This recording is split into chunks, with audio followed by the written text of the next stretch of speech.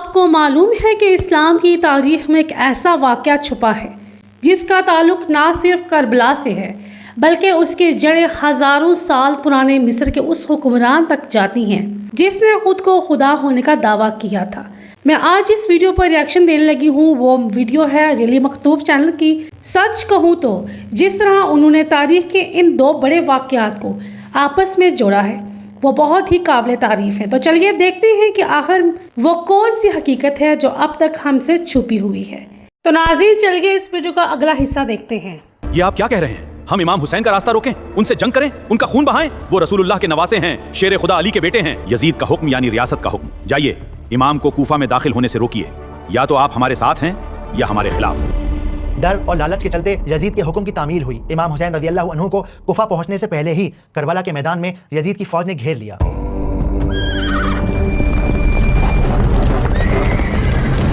یہ اپنے آپ میں کتنا بڑا دھوکہ تھا کہ جو لوگ کل تک خط لکھ رہے تھے، امام حسین کو بلا رہے تھے، آج وہی لوگ یزید کی فوج میں تلواریں لے کر امام حسین رضی اللہ عنہ کے خلاف کھڑے تھے۔ یہ لوگ یزید کا ساتھ دے رہے تھے صرف اس ڈر سے کہ کہیں یزید انہیں بھی قتل نہ کر دے، کہیں ان سے ان کی پوزیشن، ان کی پاور کو نہ چھین لے۔ کتابوں میں یہ بات مینشن ہے کہ امام حسین رضی اللہ عنہ کے ساتھ تقریباً 72 مسلمان کھڑے تھے اور ان لوگوں کے سامنے یزید کی پوری فوج کھڑی ہوئی تھی۔ حالانکہ اس بات کی روایت ہمیں کتابوں میں کم ملتی ہے، بہت کم جگہ پہ لکھا گیا ہے، لیکن میرے خیال میں اس بات میں کہنے میں کوئی حرج نہیں کہ اس دن شیر خدا کے بیٹے نے کلام پاک کو چوم کر بلند آواز میں کہا، اے مسلمانوں، میں ہوں امام حسین، اللہ کے رسول محمد صلی اللہ علیہ وآلہ وسلم کا نواسا، فاطمہ بنت محمد کا بیٹا۔ اے تلواروں، اگر میرے خون سے اسلام زندہ رہ سکتا ہے تو آؤ مجھے اپنی آغوش میں لے لو۔ روکو ان سب کو، یہ ریاست کے دشمن ہیں، خلیفہ کے نافرمان ہیں، چلو آگے بڑھو۔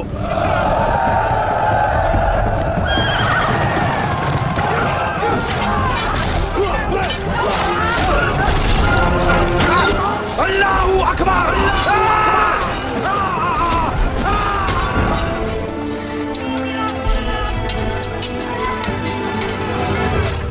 امام حسین رضی اللہ عنہ اپنی آخری سانس تک لڑتے رہے، لیکن یزید کی فوج نے انہیں اور ان کے ساتھیوں کو شہید کر دیا۔ اس جنگ میں کچھ گنے چنے لوگ ہی سروائیو کر پائے۔ کتابوں میں یہ بات تک مینشن ہے کہ یزید نے امام حسین رضی اللہ عنہ کو اور ان کے ساتھیوں کو پانی تک نہ دیا تھا اور پیاس کی تڑپتی ہوئی حالت میں آپ کو شہید کیا تھا۔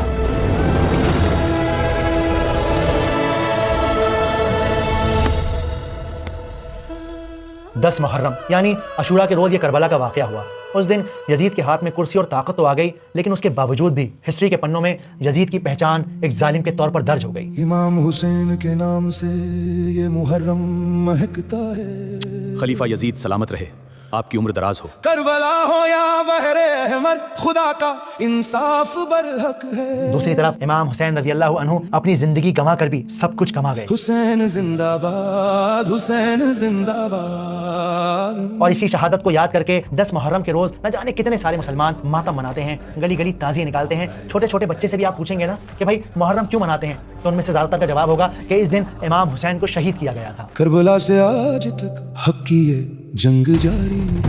حضرت امام حسین رضی اللہ عنہ شہید ہو گئے اور اسی دن سے اسلامک خلافت ایک خاندانی بادشاہت میں بدل گئی، یعنی امیہ ڈائنیسٹی میں بدل گئی۔ حضرت معاویہ رضی اللہ عنہ کے ذریعے لیا گیا ایک فیصلہ جہاں تقوی اور میرٹ کی بنیاد پر نہیں بلکہ خون کی بنیاد پر خلیفہ کو چنا گیا۔ بہت ساری کتابوں میں یہ بات بھی مینشن ہے کہ حضرت معاویہ رضی اللہ عنہ کے ذریعے لیا گیا یہ فیصلہ کہ خلافت ان کے بیٹے کو ملے، وہ اصل میں ایک بہت بڑے اسلامی فتنے کو روکنے کے لیے کیا گیا تھا۔ وجہ جو بھی رہی ہو، لیکن حقیقت یہ ہے کہ اسلامک ہسٹری کے اندر یہ ایک بہت بڑا موڑ تھا، ایک ایسا موڑ جس پر ہم نے کربلا کی شہادت دیکھی۔ حالانکہ بہت سارے لوگ یہ سمجھتے ہیں کہ محرم کی جو حرمت ہے وہ کربلا کی وجہ سے ہے، امام حسین رضی اللہ عنہ کی شہادت کی وجہ سے ہے۔ محرم اصل میں ہوتا کیا ہے، اس کو سمجھنے کے لیے ہمیں ہزاروں سال پہلے اس دور میں جانا ہوگا جب نہ انسان تھا نہ انسان کی پرچھائی، جب اللہ سبحانہ و تعالیٰ نے یہ زمین اور آسمان بنائے۔ اصل میں تب سے یہ مہینہ محرم اللہ سبحانہ و تعالیٰ کے نزدیک ہے۔ محرم کا لفظ نکلا ہے لفظ حرمت سے، اس کا مطلب ہوتا ہے سیکریٹ یعنی پاک مہینہ۔ اللہ سبحانہ و تعالیٰ نے قرآن مجید میں 4 مہینوں کو پاک مہینہ قرار دیا ہے۔ سب سے پہلے ہے ذوالقعدہ، ذوالحجہ، محرم اور رجب۔ یہ 4 مہینے اتنے پاک مہینے ہیں کہ عرب کے بدو ان مہینوں میں اپنی تلواریں میان میں رکھ دیتے تھے تاکہ لوگ بنا ڈر کے سفر کر سکیں، بزنس کر سکیں، عبادت کر سکیں۔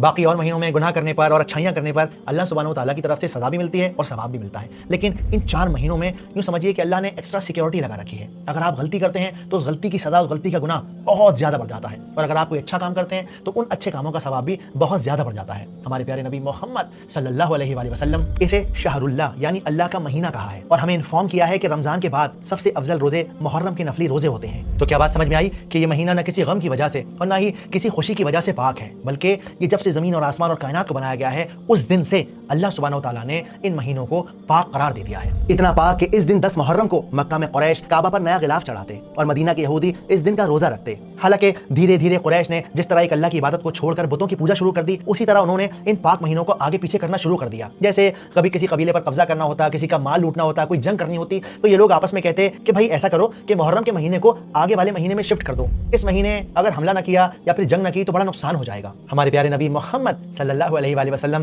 جب اسلام کا پیغام لے کر آئے تب آپ نے سختی سے ان پاک مہینوں کو ادھر ادھر کرنا حرام قرار دے دیا۔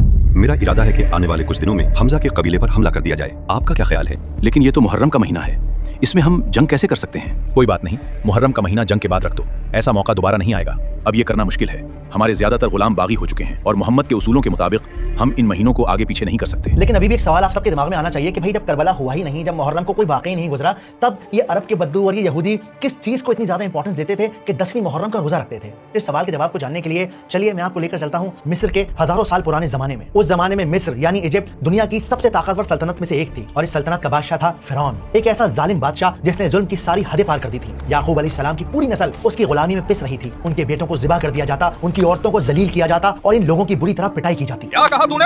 فرعون تیرا خدا نہیں ہے؟ آج میں تیری کھال ادھیڑ دوں گا، کمبخت ہٹ پیچھے۔ قرآن میں اللہ سبحانہ و تعالیٰ بیان کرتے ہیں کہ فرعون اپنے غرور میں، اپنی طاقت کے نشے میں اس قدر اندھا ہو گیا کہ وہ لوگوں سے کہنے لگا فقال انا ربکم الاعلی، کہ میں تم سب کا خدا ہوں اور میں سب سے بڑا رب ہوں۔ سو کہنے لگا کہ تمہارا سب سے بڑا مالک میں ہوں۔ اور آخر کار اس تکبر اور غرور کو مٹی میں ملانے کے لیے اللہ سبحانہ و تعالیٰ نے حضرت موسیٰ علیہ السلام کو بھیجا، بنا کسی فوج کے، بنا کسی ہتھیار کے، بنا کسی دولت کے، صرف ایک لکڑی کی لاٹھی اور اپنے رب پر پختہ یقین کر کے موسیٰ علیہ السلام اس وقت کے سب سے بڑے ظالم فرعون کے سامنے کھڑے ہو گئے۔ آپ نے اسے اس کے محل میں کھڑے ہو کر للکارا، اسے بتایا کہ وہ خدا نہیں ہے، بلکہ خدا وہ ہے جو اس زمین اور آسمان کو چلاتا ہے، خدا وہ ہے جو چیٹی کو بھی رزق کھلاتا ہے، خدا وہ ہے جو صبح اور شام کرتا ہے، خدا وہ ہے جو پانی کو بہاتا ہے، خدا وہ ہے جو پودوں کو اگاتا ہے۔ موسیٰ علیہ السلام نے سالوں تک ایک اللہ کو ماننے کی دعوت دی، دور دور علاقوں میں جا کر لوگوں کو سمجھایا، انہیں بتایا کہ فرعون خدا نہیں ہے بلکہ خدا وہ ہے جو ہر وقت ان کا خیال رکھتا ہے، اور دھیرے دھیرے دھیرے لوگ ان کے ساتھ ایک جٹ ہونے لگے۔ جب فرعون کا ظلم بڑھا تب موسیٰ علیہ السلام کے ماننے والوں کی جان پر خطرہ منڈرانے لگا۔ تب اللہ سبحانہ و تعالیٰ نے موسیٰ علیہ السلام کو حکم دیا کہ اے موسیٰ اپنی قوم کو لیجئے، یہاں سے نکل جائیے۔ حکم ملتے ہی بوڑھے، بچے، جوان، عورتیں، کمزور، لاچار، بے بس سب کے سب اپنا سامان باندھ کر موسیٰ علیہ السلام کے پیچھے چل دیے۔ لیکن جیسے ہی فرعون کو یہ خبر ہوئی کہ اس کے غلام اس کے چنگل سے فرار ہو رہے ہیں، اس کا غصہ آسمان کو چھونے لگا۔ میری فوج تیار کرو، آج مجھ سے کوئی نہیں بچ پائے گا، میں سب کو ختم کر دوں گا۔ غصے میں چور فرعون اپنے گھوڑوں پر سوار ہو کر اپنے محل سے نکل پڑا۔ چیختے چلاتے گھوڑے، چابک کھاتے گھوڑے زمین پر بجلی کی رفتار سے دوڑ رہے تھے۔ ادھر موسیٰ علیہ السلام سمندر کے سامنے کھڑے سوچ رہے تھے کہ یہ اللہ کا کیا فیصلہ ہے۔ چیختا چلاتا سمندر، ٹھاٹے مارتا سمندر، اس سمندر کی لہریں موسیٰ علیہ السلام کے لوگوں کے جسم میں خوف بن کر دوڑ رہی تھیں، اور دوسری طرف دھول اڑاتی ہوئی فرعون کی ظالم فوج موت بن کر موسیٰ علیہ السلام کی قوم کی طرف بڑھ رہی تھی۔ دائیں اور بائیں بھاگنے کا کوئی راستہ نہ تھا، اور پھر جیسے آسمان نے بھی موسیٰ علیہ السلام کی قوم سے منہ موڑ لیا، خوفناک آندھی چلنے لگی، دھول اور غبار کے طوفان نے لوگوں کو اپنی آغوش میں لے لیا۔ وہ لاچار لوگ ڈر سے کانپ اٹھے، عورتوں کی چیخیں گونجنے لگیں، اور خوف کا یہ عالم تھا کہ معصوم بچوں نے ماؤں کے دودھ تک چھوڑ دیے۔ پورا ماحول ایک ایسی چیختی خاموشی میں بدل گیا جہاں ہر چیخ آنے والی موت کا پیغام تھی۔ کمزور ایمان والے بری طرح چلائے، اے موسیٰ آج تم نے ہمیں مروا دیا۔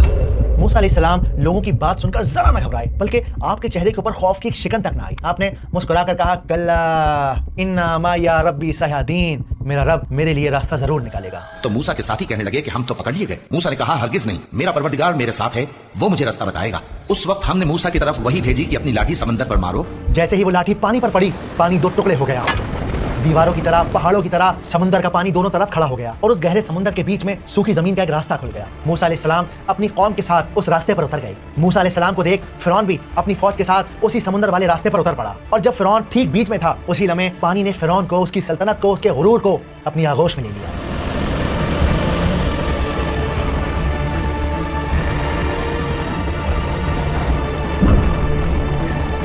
اللہ سبحانہ و تعالیٰ نے فرعون کے ظلم کو اس دن ہمیشہ کے لیے ختم کر دیا، اور اس کی لاش کو تا قیامت لوگوں کے لیے ایک عبرت بنا کر چھوڑ دیا۔ تو آج ہم تیرے بدن کو بچا لیں گے تاکہ تو پچھلوں کے لیے عبرت ہو، اور بہت سے لوگ ہماری نشانیوں سے بے خبر ہیں۔ اور یہ عظیم معجزہ کس دن ہوا تھا؟ یہ عظیم معجزہ ہوا تھا محرم کی 10ویں تاریخ کو، اور اسی 10ویں تاریخ کو عاشورہ کا دن کہا جاتا ہے۔ عاشورہ عربی کا لفظ ہے جس کا مطلب ہوتا ہے 10 یعنی کہ 10، اور یہ عاشورہ کا دن کسی عام فتح کا دن نہیں ہے، بلکہ یہ توکل کا وہ سبق ہے کہ جب انسان یہ سوچے کہ جس روز سارے راستے بند ہوں گے نا، لگے گا کہ ارے اب تو کہیں میں جا ہی نہیں سکتا، تب تم اپنے دل میں یہ بات یقین کر لو کہ وہ ہے جو تمہارے لیے راستہ نکالے گا، بالکل اس طرح جس طرح موسیٰ علیہ السلام کے لیے سمندر کو پھاڑ کر راستہ نکالا ہے۔ صرف کربلا تک نہیں سمٹی یہ کہانی ہے، جڑی اس سے موسیٰ کی بھی زندگانی ہے۔ پتہ ہے ہم سب کو اپنے اندر سوال پوچھنے کی عادت پیدا کرنی چاہیے۔ آپ کو اس وقت مجھ سے سوال پوچھنا چاہیے کہ مکتوب بھائی یہ تو بتائیے کہ یہ ہزاروں سال پرانا واقعہ آپ یہ بات کیسے کہہ سکتے ہیں کہ یہ 10ویں محرم کو ہی ہوا تھا اور اسے عاشورہ ہی کہتے ہیں؟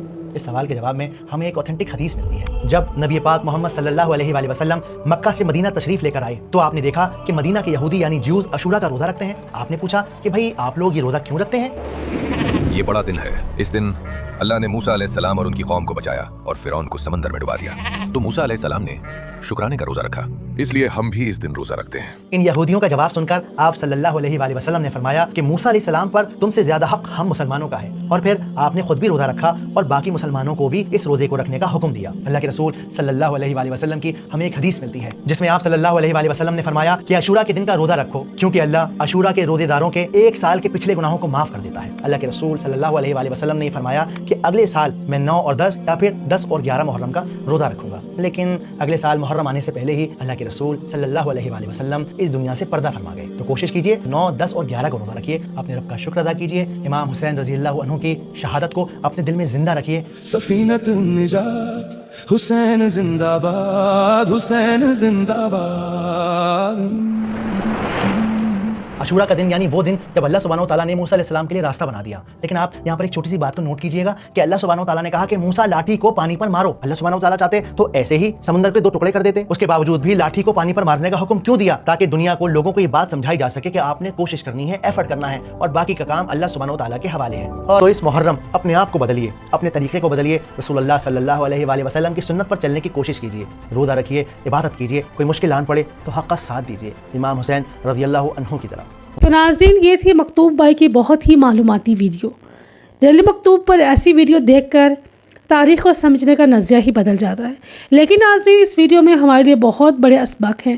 صرف تاریخ جاننا ہی ہمارے لیے کافی نہیں ہے، بلکہ اس تاریخ کو جاننے کے بعد سیکھنا ہی ہمارا اصل مقصد ہونا چاہیے۔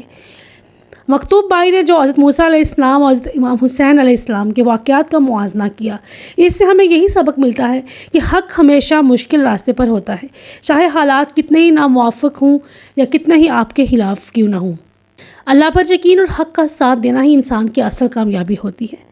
اور اس ویڈیو کے اندر یہ بھی سیکھنے کو ملا کہ مشکل وقت میں مایوس نہیں ہونا چاہیے، جیسے حضرت موسیٰ علیہ السلام کے لیے سمندر میں اللہ تعالیٰ نے راستہ بنا دیا، اسی طرح جب ہمیں لگتا ہے کہ تمام دروازے بند ہو چکے ہیں تب بھی اللہ کی مدد قریب ہوتی ہے۔